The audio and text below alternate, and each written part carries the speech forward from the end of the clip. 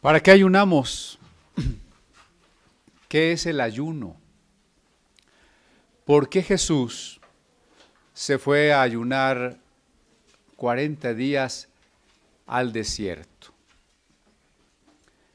Y la razón por la que ayunamos, concluimos,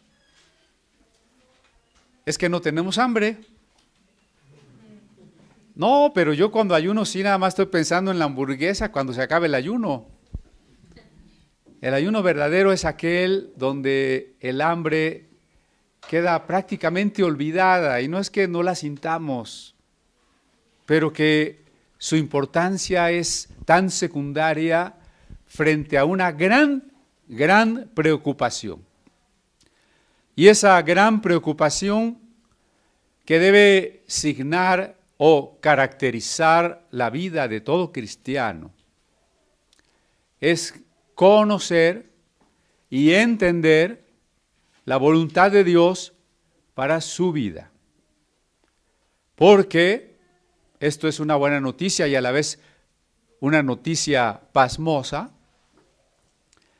La voluntad de Dios no la va a vivir usted si no la busca y si no la conoce.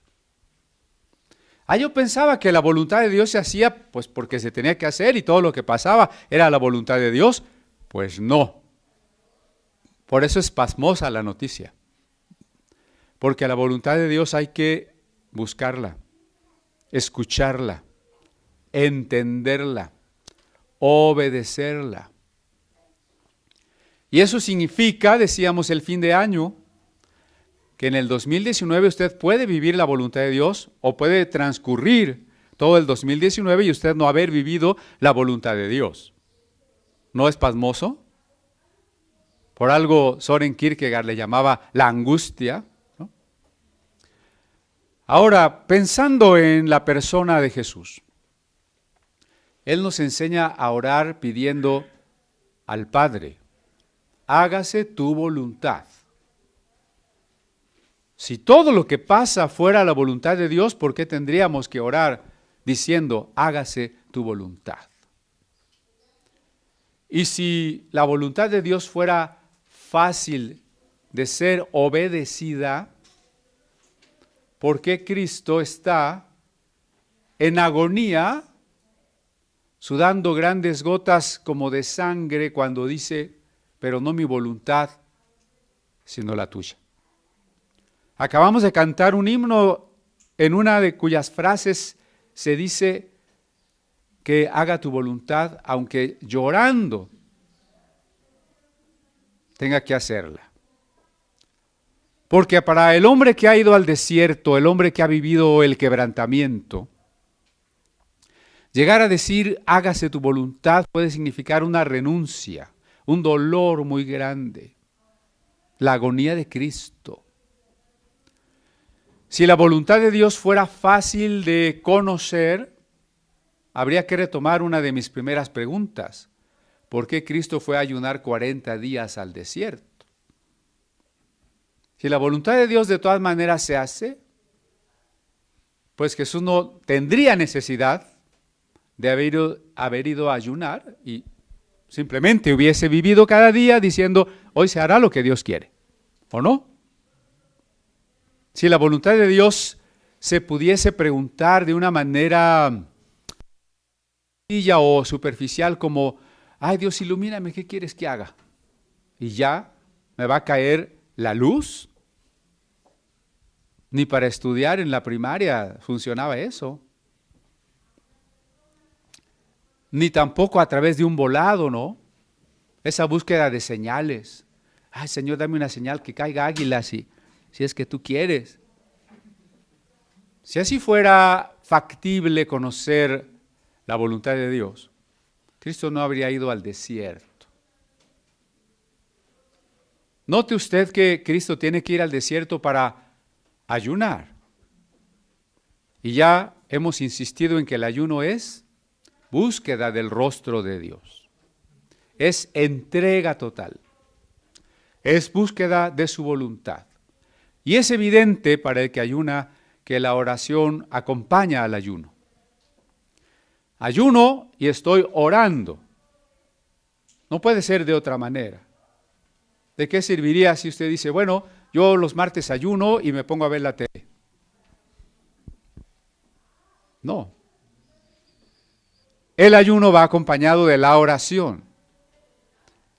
Y el ayuno y la oración van acompañados de la meditación de las Sagradas Escrituras. Las Sagradas Escrituras que debemos tener implantadas en el corazón y memorizadas en la mente. ¿Sí o no?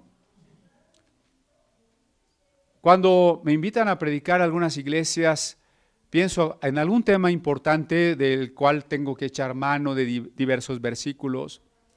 Y a veces no llevo Biblia porque está muy gorda mi Biblia. Y entonces predico sin Biblia. Pero mencionando la Biblia. Ahora lo interesante es que he recibido muchas quejas y reclamos de que el hermano Cristian predica y no abre la Biblia y no nos habla de la Biblia. Lo único que me están demostrando es que no la conocen. Porque si yo la estoy citando y dicen que no hable de la Biblia, pues no tienen idea. Pero ¿por qué traigo esto a colación? Porque en tiempos de Cristo, aunque una parte de la Biblia ya estaba escrita, no existía la imprenta. Solo había copias manuscritas. Un texto hebreo que estaba todavía en formación, todavía había variantes textuales que vemos reflejadas en la Septuaginta, en el texto masorético, en el Pentateuco samaritano. Es un texto que estaba en formación. Pero además, el copiar un Antiguo Testamento a mano por parte de un escriba que lo hacía de una manera de caligrafía bellísima y con muchísimo cuidado, podría llevarle 5 años o más. Y el número de aproximadamente 1000 folios de piel, de pergamino, representaba 700 ovejas. ¿Se imagina el costo? El costo de la piel del animal, el costo del trabajo del curtidor, el costo del amanuense. Solo las sinagogas de más dinero podían tener casi todos los rollos de la Tanaj, los 24 rollos. Alguna persona muy rica podría tener un rollo de algún libro, porque tampoco era un Antiguo Testamento que estuviera en un solo tomo, sino eran rollos, 24 rollos. Alguien rico podría tener uno.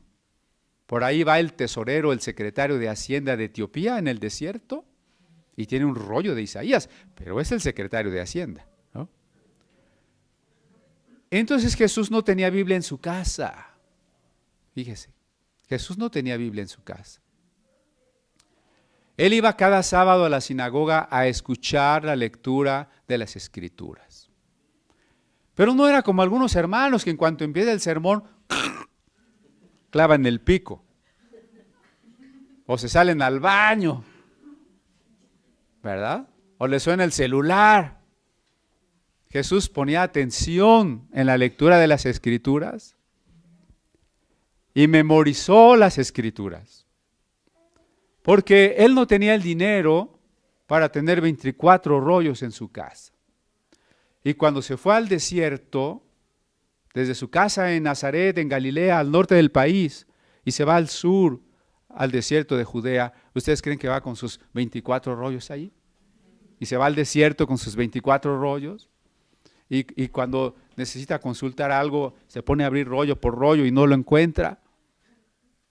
Porque además la Biblia no estaba dividida en capítulos y versículos en ese entonces. Jesús tenía en la mente las Escrituras. Entonces, ayuno, oración, meditación de las Escrituras por 40 días. Pero no es todo. Conocer la voluntad de Dios implica ser tentado por el diablo. Porque el pasaje paralelo del Evangelio de Mateo dice que el Espíritu llevó a Jesús al desierto, y sigue la frase, para ser tentado del diablo. El Espíritu Santo lo llevó para.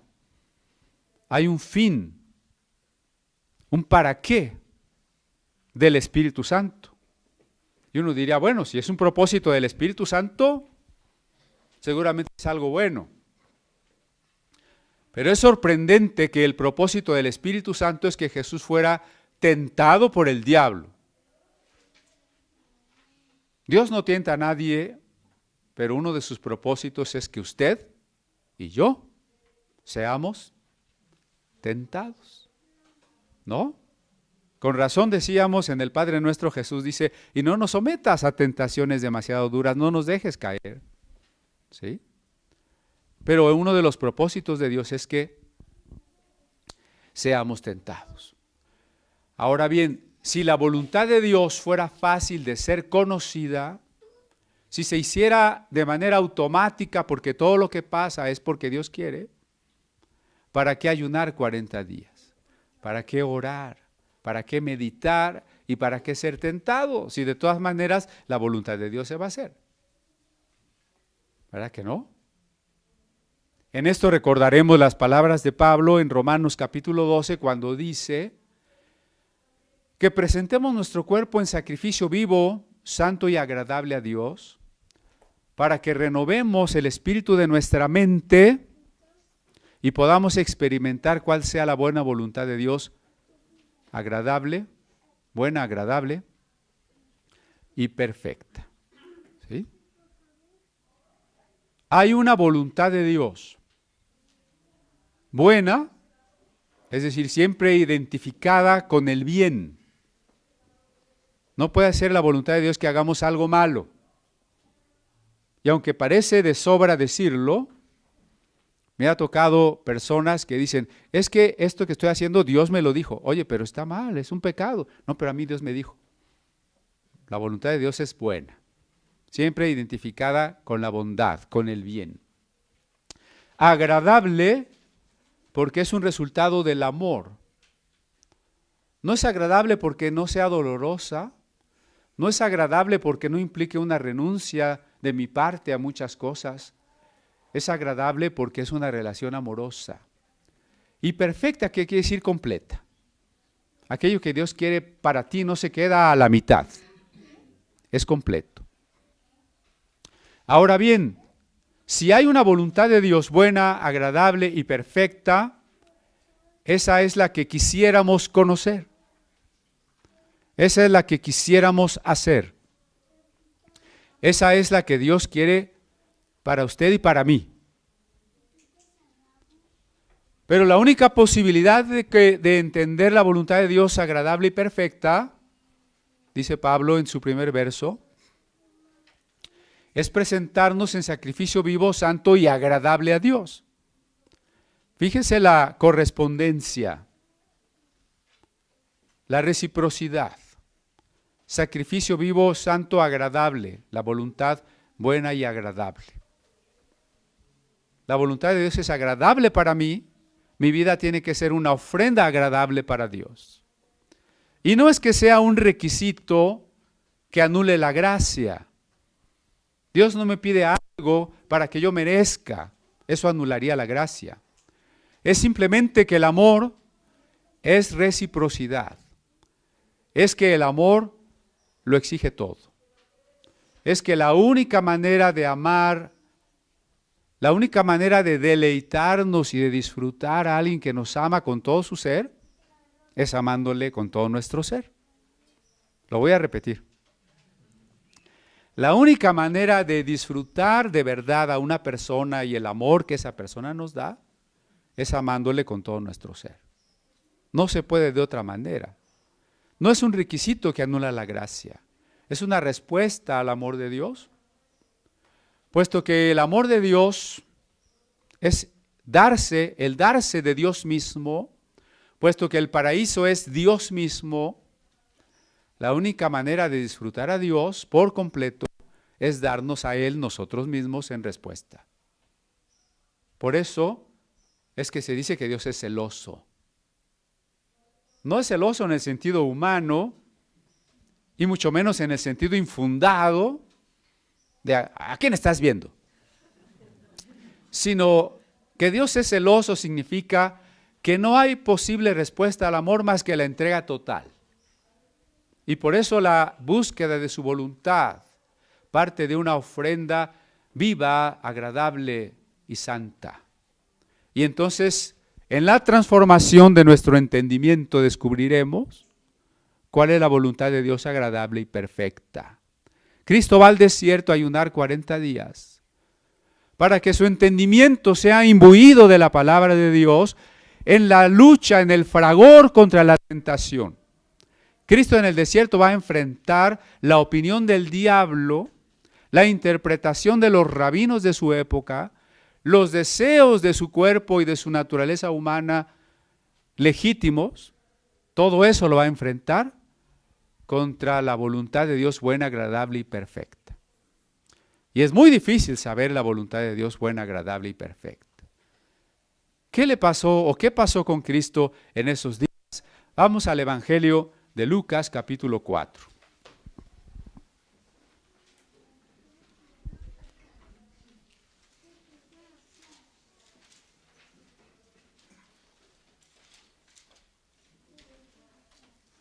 Dice el verso 1, Jesús, lleno del Espíritu Santo. Punto importante para conocer la voluntad de Dios. ¿Cree usted que podríamos saber la voluntad de Dios sin estar llenos del Espíritu Santo? No el libro de los Hechos, que también es obra lucana, insiste siempre en que el Espíritu dijo y el Espíritu habló y el Espíritu llevó. ¿No? Conocer la voluntad de Dios requiere estar lleno del Espíritu Santo. Volvió del Jordán y fue llevado por el Espíritu al desierto por 40 días y era tentado por el diablo y no comió nada en aquellos días pasados los cuales tuvo hambre. Entonces el diablo le dijo, si eres hijo de Dios, di a esta piedra que se convierta en pan. Aquí hay muchísimas cosas muy bellas y profundas que tenemos que comentar. Quiero destacar, en primer lugar, la humanidad de Cristo. Hay que leer los evangelios pensando en un Jesús, hombre perfecto.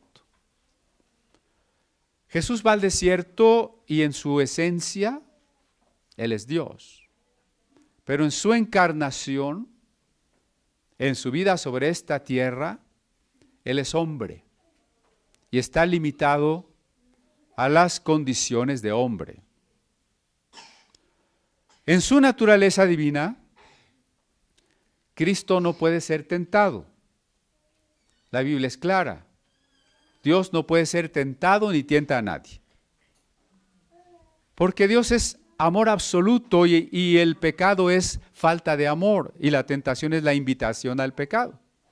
Entonces, una todas estas cosas. Si Dios es amor absoluto, ¿cómo va a tener una invitación, un deseo de que falte el amor?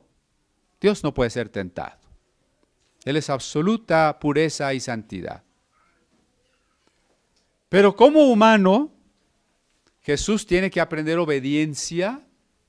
Jesús es el Hijo que ha de ser probado. Como humano, Jesús es tentado. Entonces, por eso pensemos en la humanidad de Jesús. Es como humano que Jesús tiene que conocer la voluntad del Padre. Voluntad que, por cierto, se conoce día con día y solo dando el paso que ya nos ha sido revelado, se puede entender el siguiente. Aquí no hay cálculo posible. Señor, yo doy este paso si me muestras qué sigue después, para ver si me conviene.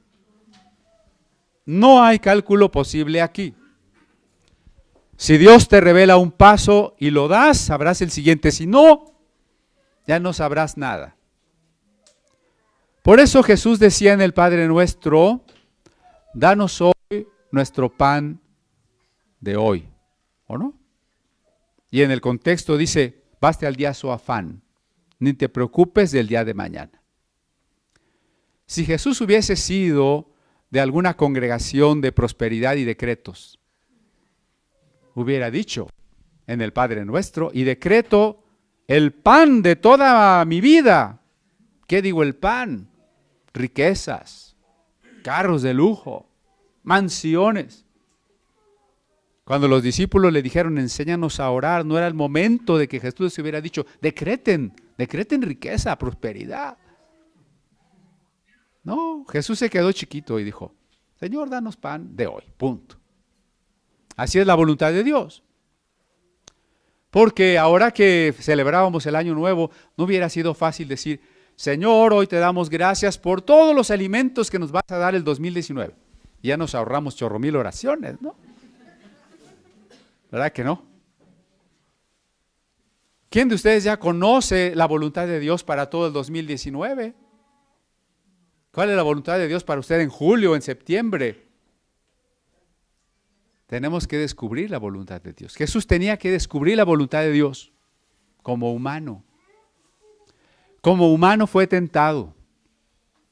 Como humano ayunó. Y como humano tuvo hambre. ¿Sí? Si todo lo que Jesús hizo en la tierra lo hizo como Dios, no tendría gran mérito.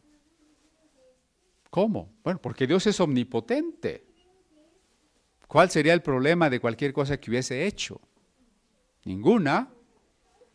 Es algo que ya intuía un filósofo griego del siglo VI que se llamó Genófanes, ¿no? Y él decía, Dios hace todo lo que quiere con su pura mente sin esfuerzo ninguno.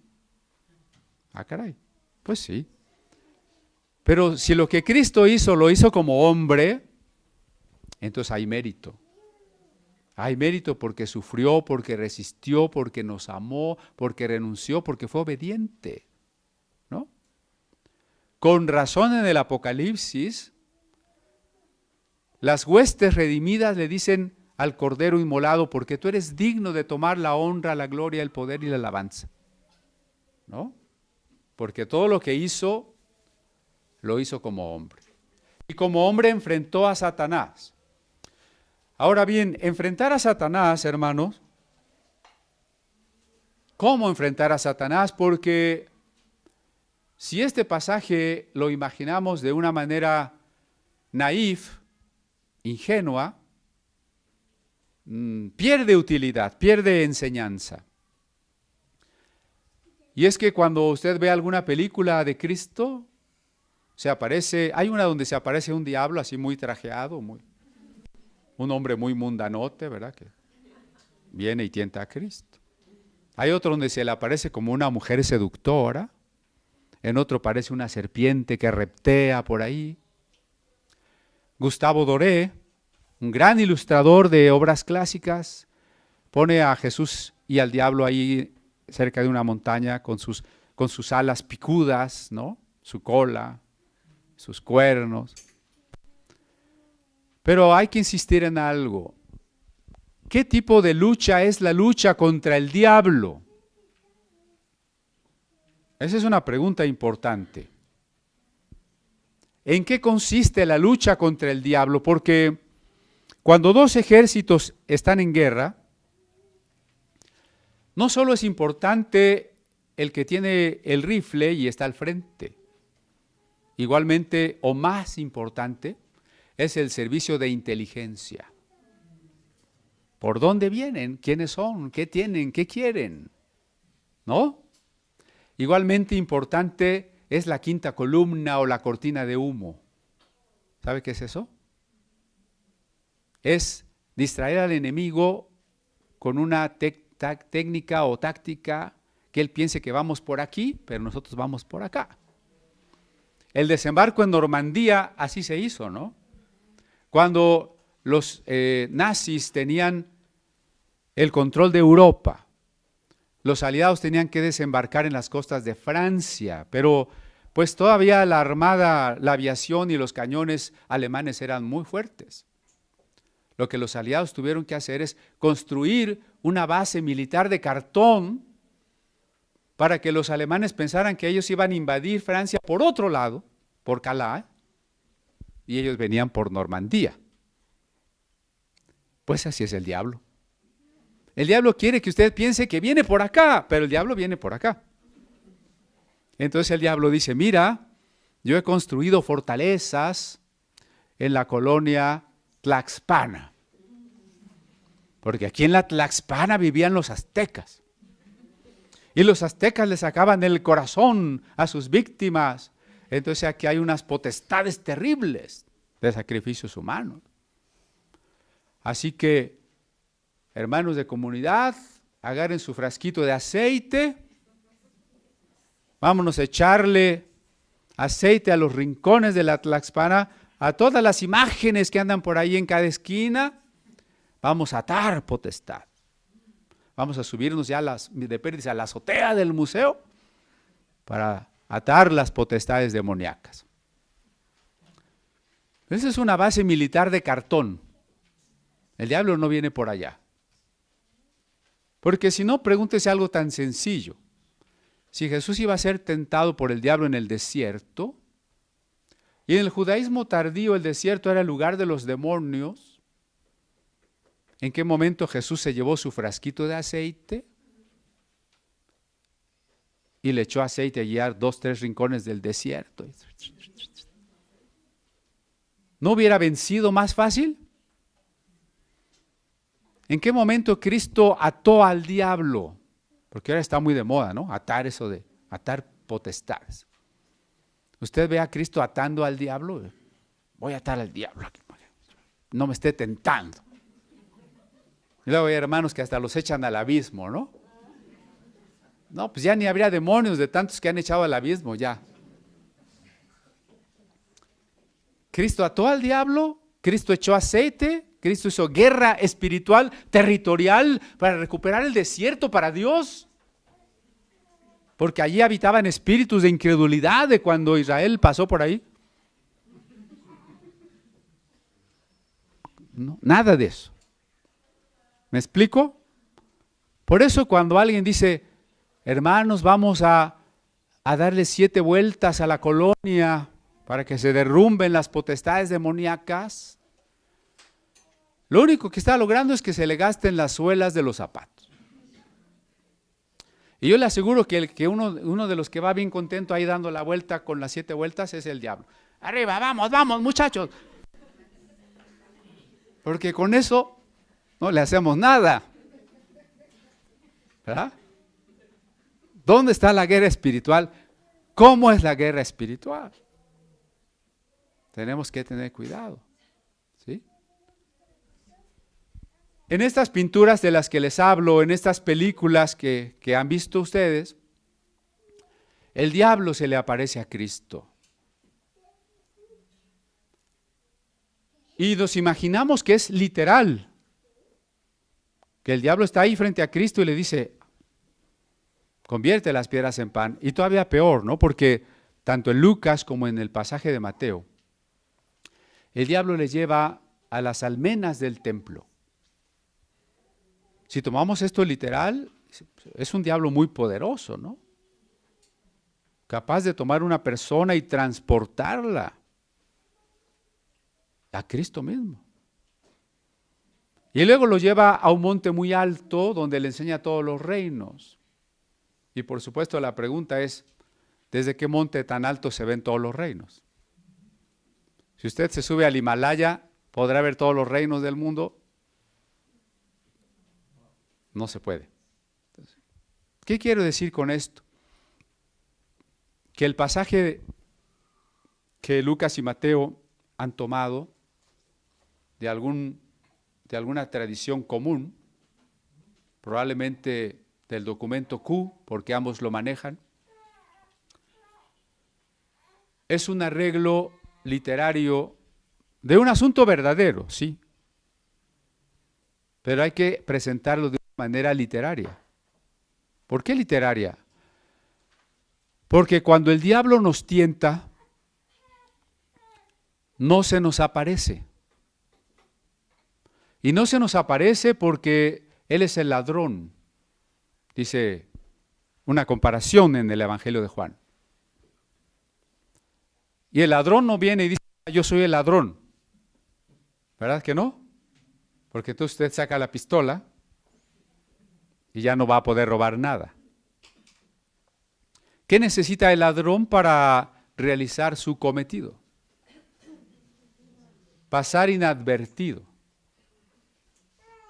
en la oscuridad. Y si nadie se da cuenta, él hace más cómodamente su trabajo, ¿no?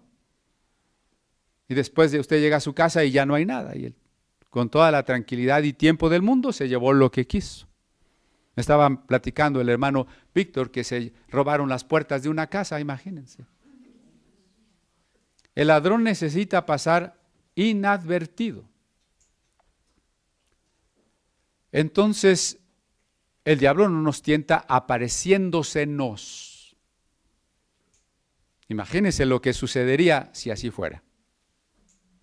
Yo dejo mi teléfono olvidado por allí y alguien se lo puede robar, ¿no? Y entonces usted pasa y viene la tentación y una humadera, un olor a azufre, un ser cornudo, se aparece y le dice: Priscila, róbate ese celular del pastor. ¿Se va a sentir tentada Priscila o se va a desmayar? Y les aseguro que nunca vuelve a pecar en su vida.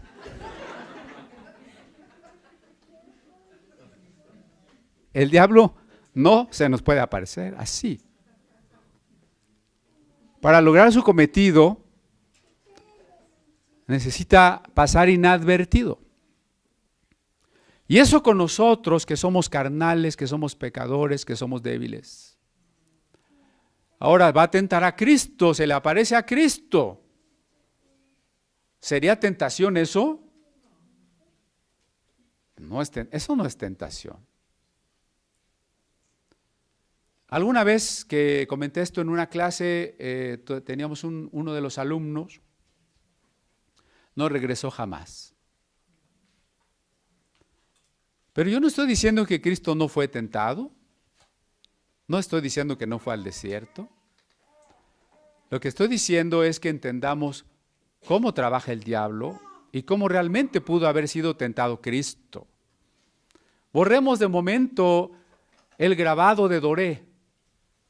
Ya, olvídese de Gustavo Doré, ¿verdad? ¿Cómo fue tentado Cristo? Como somos tentados todos, donde la lucha espiritual, la tentación, está dentro de nosotros. La tentación está en la mente. No puede estar en otra parte porque la tentación es una invitación a pecar y el pecado es una decisión. ¿De qué sirve que el diablo esté afuera? ¿De qué sirve hablar de fortalezas allí en los aires? ¿De qué sirve echar aceite o blandir espaditas en el aire? O ponerle cintas al pandero para que cada vez que lo toco le dé unos latigazos al diablo. Si el problema está dentro de nosotros. Si el pecado viene del corazón. Acompáñenme por favor a 2 Corintios 10. Alguna ocasión he comentado de esto. Si usted es un hermano estudioso, va a decir, ya lo hemos hablado, sí, pero no sobra porque son unas doctrinas que están por todas partes, desgraciadamente. 2 Corintios 10, dice el verso 4, porque las armas de nuestra milicia no son carnales, sino poderosas en Dios para la destrucción de fortalezas. Ahí está, hermano, ahí está. Fortalezas. Cuando yo recibí el bautismo del Espíritu Santo allá en 1974, ya oigo a los más jóvenes decir, andaba buscando literatura para comprender un poco mejor. Me encontré un folletito de unas 32 páginas que se llamaba Destrucción de Fortalezas. Desde aquellos entonces ya comenzaba la doctrina de que las fortalezas andaban por aquí encima, ¿no? Que había que atarlas y que había que hacer oración de intercesión y esas cosas. Todavía no estaba en el apogeo y en la desviación a la que ha llegado ahora, ¿no? Como eso de los guerreros de oración. Yo la primera vez que oí eso, no sé, ya tendrá sus añitos, sus 20 años más. Y alguien se acercó y me dijo, oye, fulanita de tal que es una guerrera de oración. Y yo me fui como condorito, ya saben. ¿Qué es eso? Pero aquí dice fortalezas, que no están las fortalezas en los aires. Acabamos de decir que la lucha con el diablo es adentro de nosotros. Porque lo que el diablo quiere lograr es que pequemos. Y aquí tenemos que tener mucho cuidado en no culpar, fíjese bien, no culpar a los demonios de nuestros pecados. ¿Por qué hay drogadicción en esta colonia? Seguramente hay demonios de drogadicción. Hermanos, los pecados son nuestros. No le eche la culpa a los demonios. Para que usted confiese como Dios quiere que usted confiese, de todo corazón, aceptando toda culpa, toda responsabilidad. Usted no puede echarle la culpa a los demonios, ¿verdad? Imagínese que yo quiero confesarle a Dios mis pecados y le digo, ay Señor, sí forniqué, pero es que mira, un espíritu de fornicación. Dios va a decir, ¿no te estás haciendo responsable? Es como cuando le echamos la culpa a alguien, ¿no? Cuando la mamá regaña a fulanito. No, sí mamá, pero es que él. ¿Han oído eso? A Dios hay que decirle, yo y nada más que yo. Como lo decía David en el Salmo 51. Contra ti yo he pecado. Solo yo he pecado. Los demonios no son responsables de nuestros pecados. Usted es el responsable de sus pecados. Entonces, ¿qué dice el verso 5 de este pasaje? Hablando de las fortalezas. Derribando argumentos y toda altivez que se levanta contra el conocimiento de Dios. Ah, caray, el verso 5 describe a las fortalezas, ¿no? Mire, el final del verso 4 dice, para la destrucción de fortalezas. Y el verso 4 no dice, en las ciudades, en las montañas, en las colonias, en los espíritus de pecado. ¿Así dice? ¿En el aire? ¿Así dice? ¿Dónde y cómo son las fortalezas según el verso 5? Son de dos tipos. Hay dos tipos de fortalezas según el verso 5. ¿Cuáles son? Número 1, argumentos, pensamientos contra la palabra de Dios. ¿Sí? Argumentos. Desde los argumentos del ateísmo hasta los argumentos de las herejías. Y la segunda, altivez, soberbia, rebeldía. Las fortalezas están adentro de nosotros, en nuestros pensamientos y en nuestras actitudes. ¿O no? Ahí están las fortalezas. ¿Cómo se derriba una fortaleza? Dice mi Biblia, echando aceite de oliva del huerto del Getsemaní. ¿Usted no tiene esa versión? ¿Así dice? ¿Cómo se derriban las fortalezas?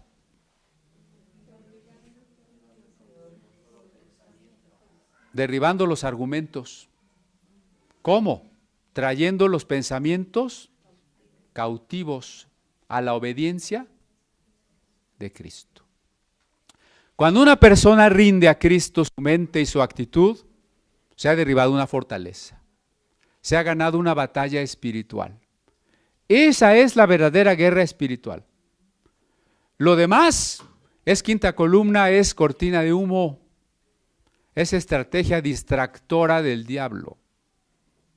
No pierda el tiempo en otras cosas.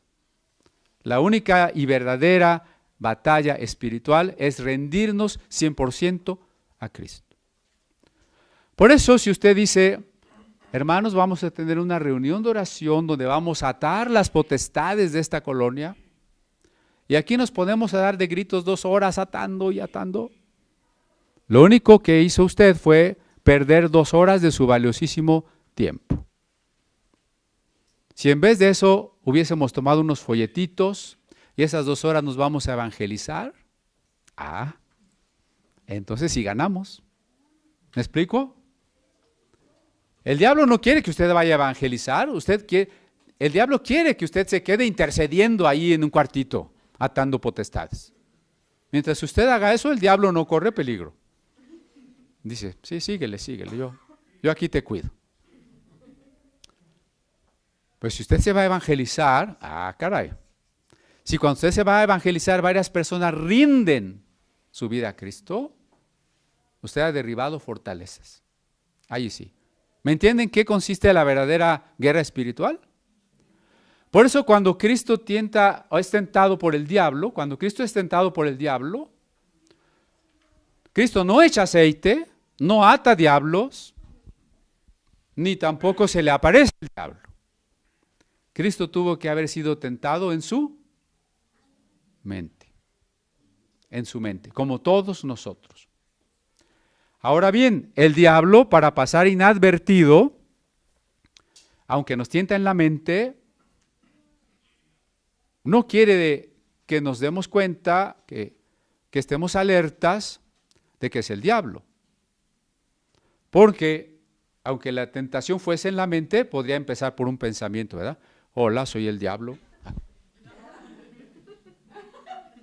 Pero no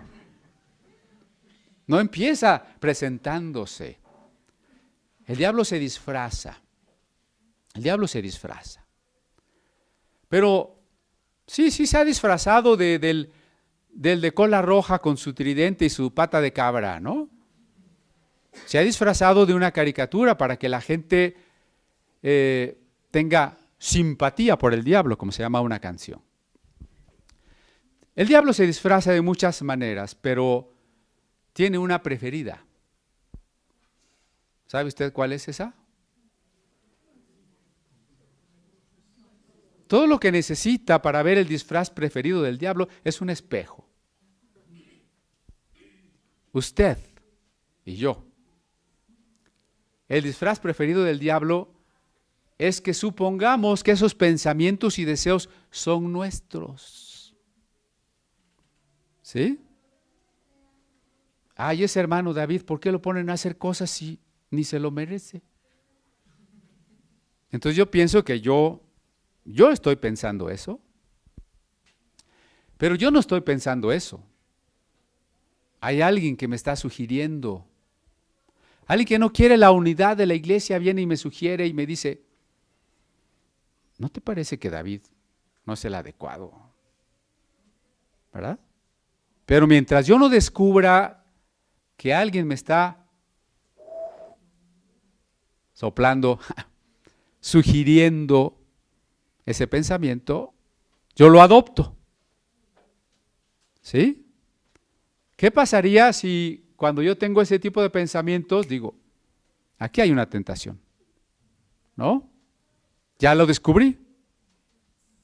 Prácticamente ya vencí, si lo descubro, ¿no? De ahí tan importante que no se descubra.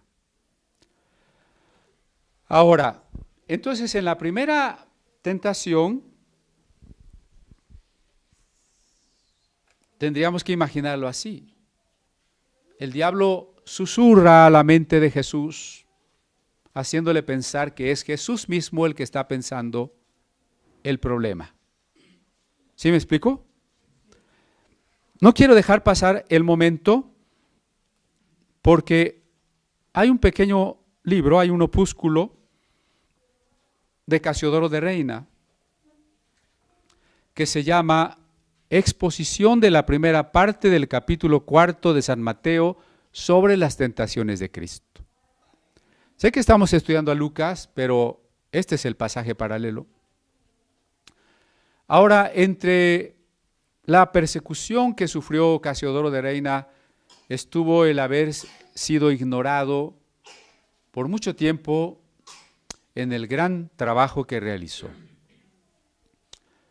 Recuerde que en septiembre de 1569 salieron a la luz en Basilea, Suiza, 2.600 ejemplares de la Biblia del Oso, que la mayoría se quemó, se confiscó, y los pocos que sobrevivieron pues se agotaron, se vendieron inmediatamente.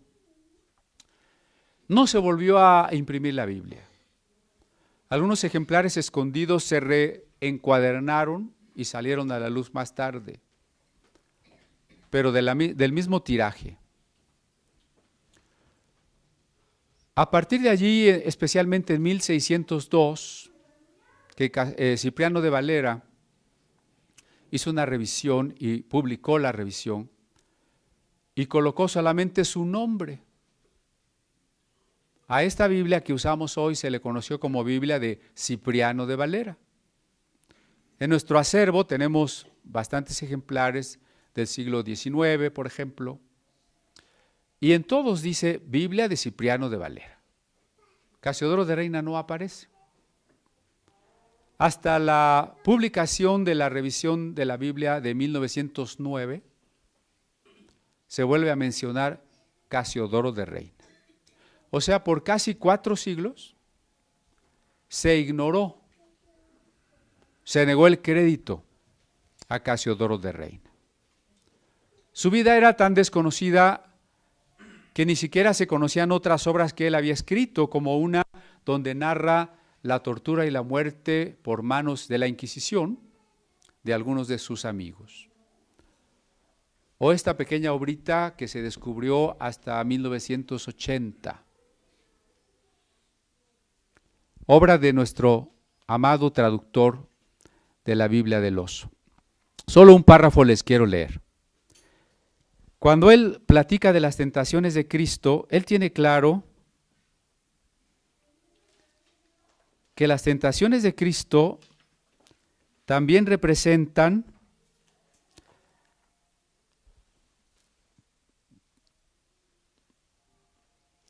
un desafío para la iglesia. La humanidad de Cristo, de la que recordábamos al principio, le hace el segundo Adán. Ya veremos cómo las tentaciones de Cristo son paralelas, son análogas a las tentaciones del paraíso. Por tanto, si Adán nos representa a todos y si todos estamos en Cristo, el pasaje de las tentaciones de Cristo nos implica a todos. Hay algo que enseñarnos de la manera en que nosotros vamos a ser tentados y de la manera en que nosotros tenemos que responder. ¿Sí? Estudiar las tentaciones de Cristo no es solamente estudiar algo que quedó en el pasado, o algo que sí, bueno, qué bonito, pero es para Cristo. Yo estoy en otro asunto. Las tentaciones de Cristo nos incumben porque nos afecta de la misma manera. Dice Casiodoro: pero vengamos al meollo de la cuestión.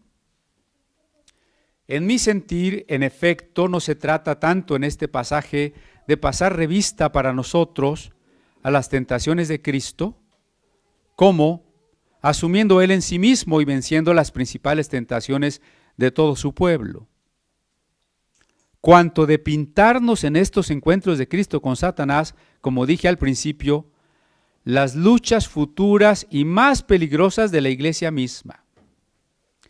Esta es la razón de que hayamos empezado por describir aquellos encuentros con la mayor exactitud con que nos ha sido posible, a fin de poder percibir después más fácilmente lo que Cristo quiso darnos a entender con ellos. Que la suerte de la iglesia en la tierra está condicionada de tal modo que tanto su incolumnidad como su ruina dependen exclusivamente de sus pastores y obispos. O sea, la iglesia también ha de ser tentada. Cada uno de nosotros también ha de ser tentado, como Cristo. Sí, vamos a ver los méritos y la gloria de Cristo al vencer al diablo. Vamos a ver la profundidad y la dificultad que él enfrentó en las artimañas del diablo. Pero lo importante, como dice Casiodoro en este librito que recién trajimos entre los textos que trajimos de España, es saber que la iglesia, que cada uno de nosotros es tentado y va a ser tentado de la misma manera. Qué diferente cuando vemos un pasaje y decimos, me concierne, se aplica a mí, también me va a pasar a mí, ¿no es cierto? Por eso les estoy insistiendo en que cuando el diablo nos tienta en la mente. Y entonces le dice el diablo a Jesús. Vuelvo a Lucas, dejamos Corintios, vuelvo a Lucas.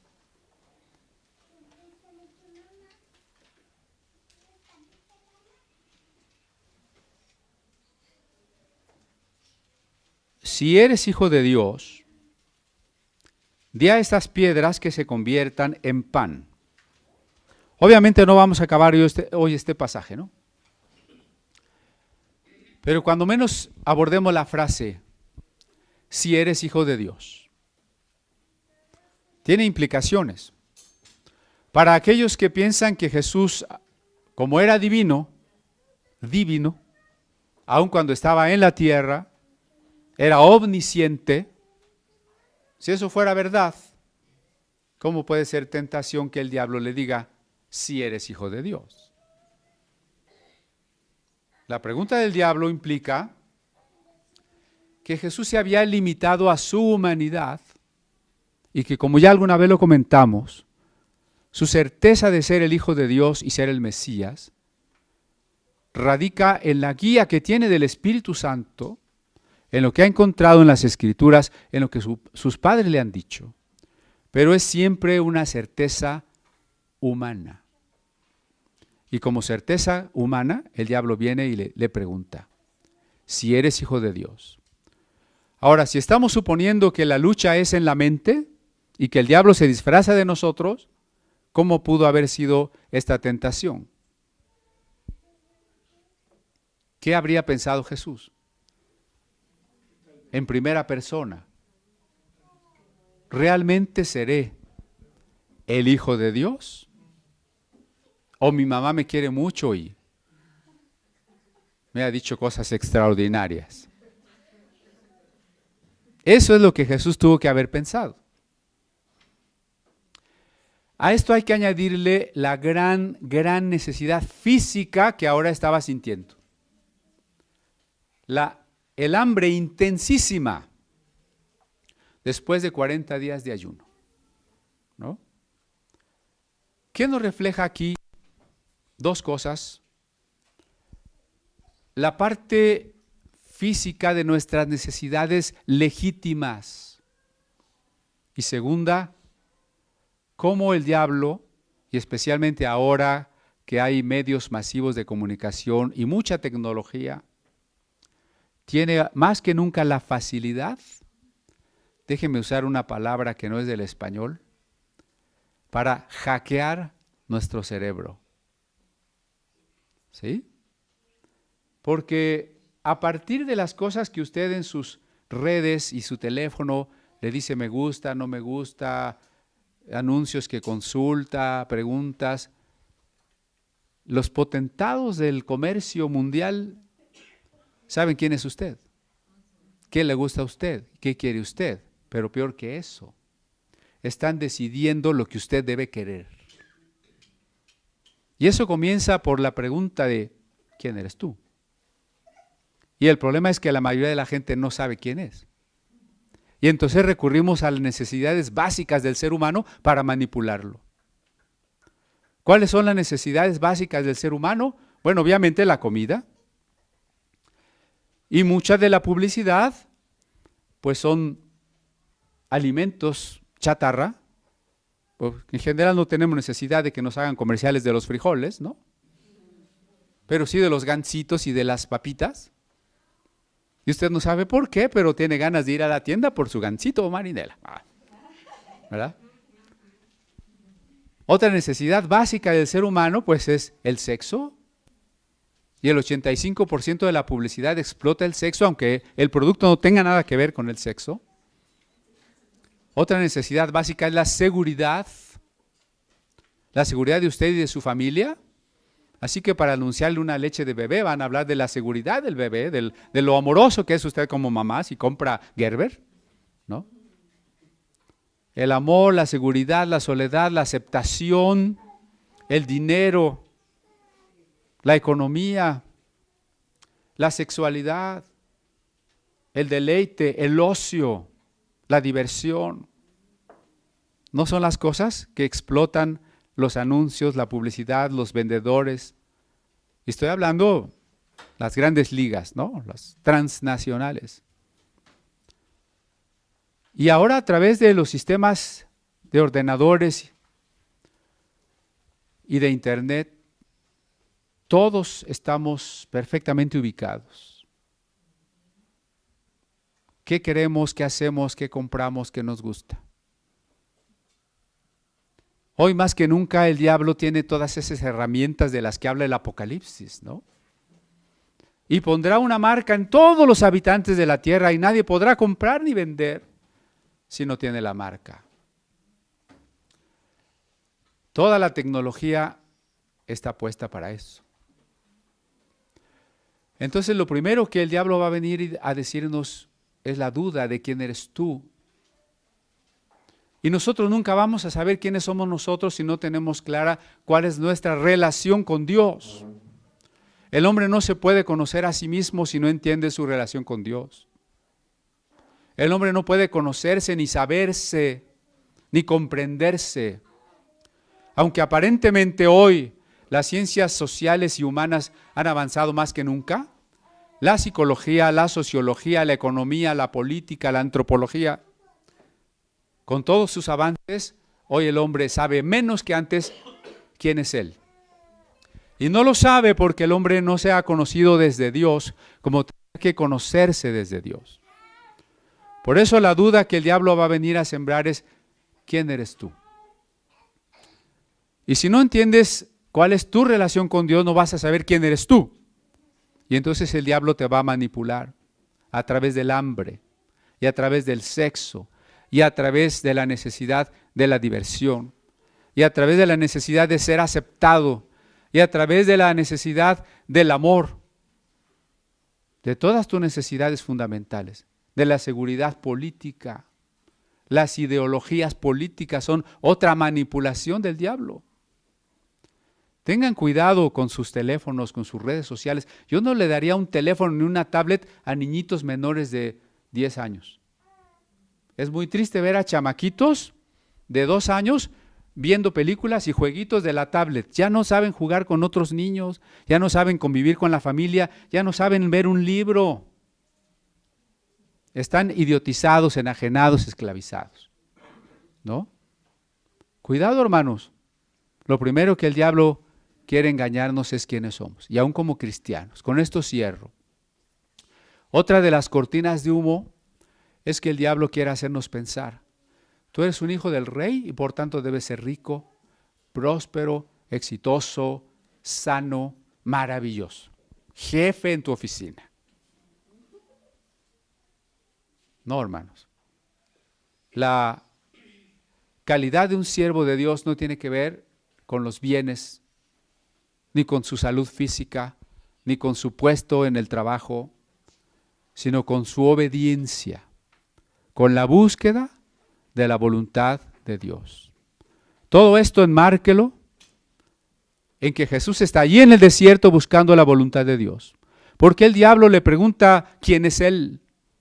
¿Por qué le quiere hacer dudar de que es hijo de Dios? ¿Por qué quiere pedirle que convierta las piedras en pan? Todo lo que hablemos de este pasaje tiene que ver con la voluntad de Dios. Y esa es nuestra tarea. Amén.